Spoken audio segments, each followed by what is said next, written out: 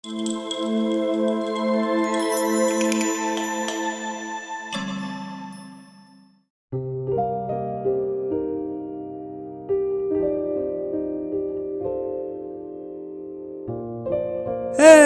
what's going on, everybody? You are live with Osiris, and welcome to Feel Good Happiness. I want to thank you all so much for taking the time out of your day to come by and tune in to this episode and just find the time to tune into my show altogether. It is with great pleasure that I say the reception to this show has been received in such abundance that I am going to be airing at least 2 episodes a week. Mondays and Thursdays, 12 p.m. Pacific time is when the shows will air. So feel free to continue to tune in on whatever streaming platform you listen to this show on. In the future, I do plan on going live on camera with some of these episodes. I for sure can't continue on without shouting out my sobrina. Her name is Arianna. She specifically was the one who I spoke with on September 9th, and she talked to me about just her enjoyment with the show. And I had already been considering the thought of doing this show at least twice a week for a couple of weeks now.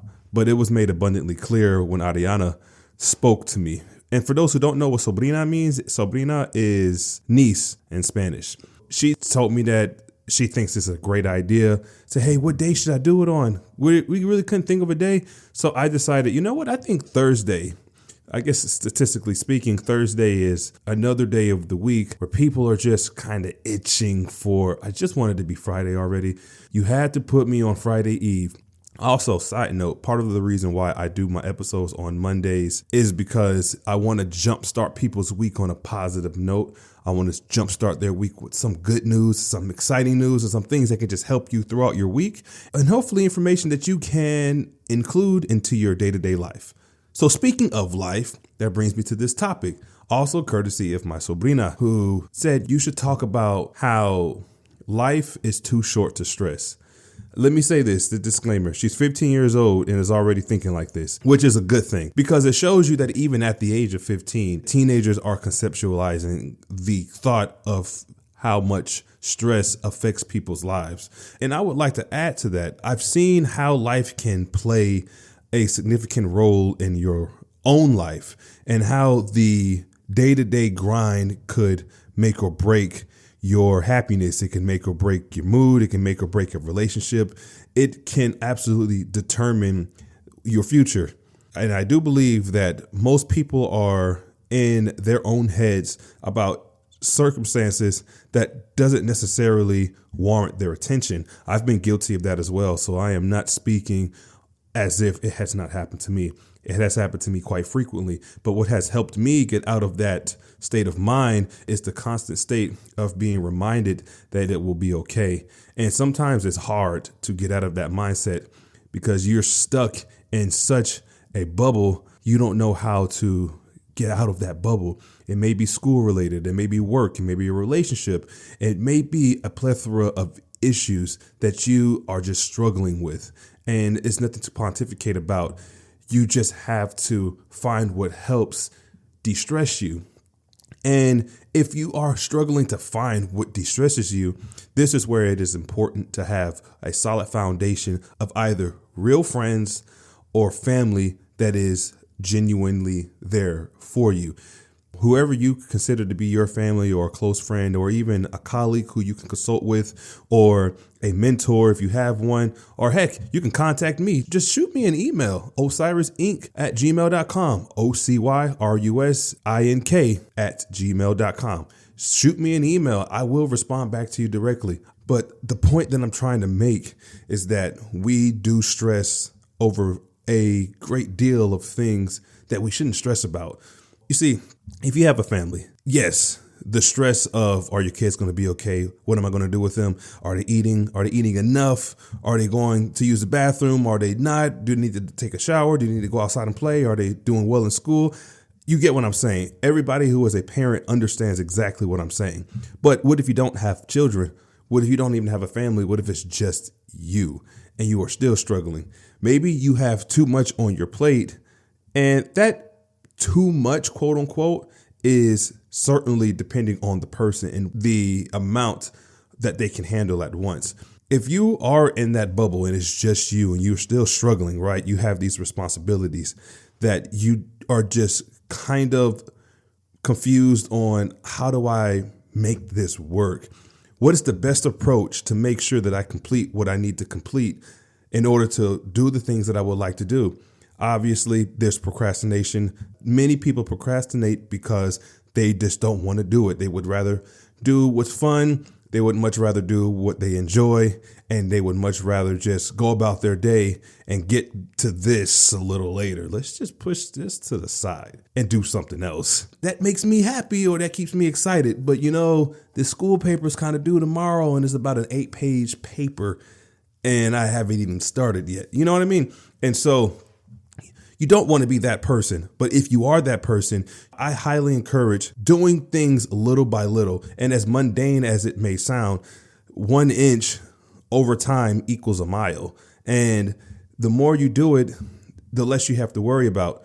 It does have to come down to the motivation of the individual. I am a firm believer in that the environment that you are around can dictate your perspective on the importance of what you need to accomplish. This is not to make any excuses that, hey, I'm not in this situation. I'm not living in the best neighborhood, so therefore I must struggle. I'm not saying that, but I am saying that at our fingertips, we have the internet.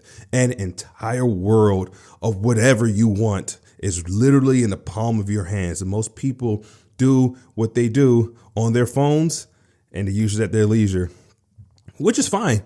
Do your thing. But in retrospect, do not try to make yourself a victim if you had time to do these things and you just couldn't do it. So, which is bringing me to this next point. Why aren't you doing these things?